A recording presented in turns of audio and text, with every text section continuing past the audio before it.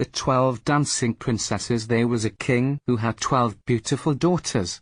They slept in 12 beds all in one room, and when they went to bed, the doors were shut and locked up, but every morning their shoes were found to be quite worn through as if they had been danced in all night, and yet nobody could find out how it happened, or where they had been. Then the king made it known to all the land, that if any person could discover the secret, and find out where it was that the princesses danced in the night, he should have the one he liked best for his wife, and should be king after his death. But whoever tried and did not succeed, after 3 days and nights, should be put to death.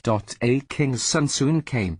He was well entertained, and in the evening was taken to the chamber next to the one where the princesses lay in their 12 beds.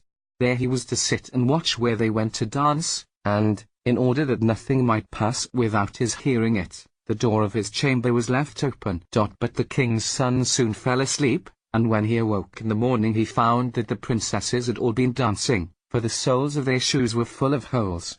The same thing happened a second and third night, so the king ordered his head to be cut off.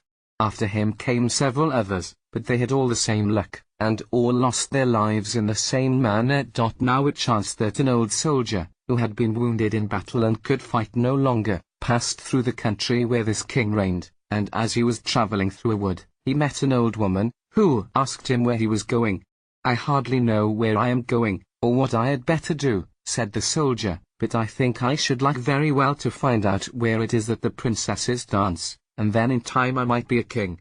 "Well," said the old dame, "that is no very hard task, only take care not to drink any of the wine which one of the princesses will bring to you in the evening, and as soon as she leaves you pretend to be fast asleep." Then she gave him a cloak, and said, "As soon as you put that on you will become invisible, and you will then be able to follow the princesses wherever they go."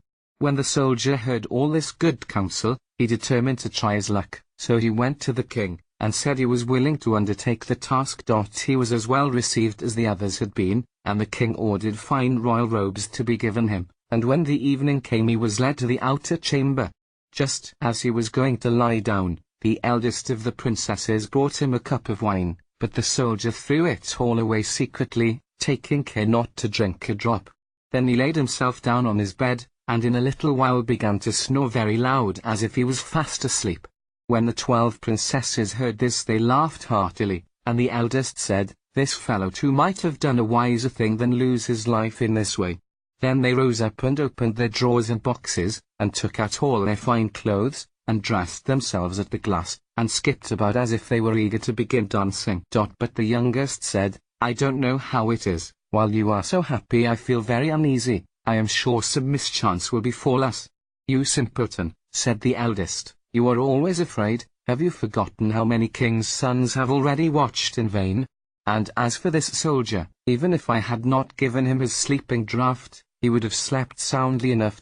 When they were all ready, they went and looked at the soldier, but he snored on, and did not stir hand or foot, so they thought they were quite safe, and the eldest went up to her own bed and clapped her hands, and the bed sank into the floor and a trapdoor flew open. The soldier saw them going down through the trapdoor one after another, the eldest leading the way, and thinking he had no time to lose, he jumped up, put on the cloak which the old woman had given him, and followed them. But in the middle of the stairs he trod on the gown of the youngest princess, and she cried out to her sisters, "All is not right, someone took hold of my gown."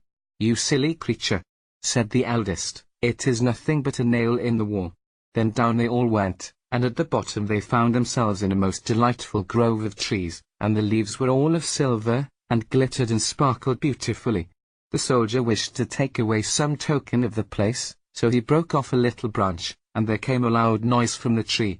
Then the youngest daughter said again, "I am sure all is not right. Did not you hear that noise? That never happened before." But the eldest said, "It is only our princes, who are shouting for joy at our approach." Then they came to another grove of trees, where all the leaves were of gold, and afterwards to a third, where the leaves were all glittering diamonds. And the soldier broke a branch from each, and every time there was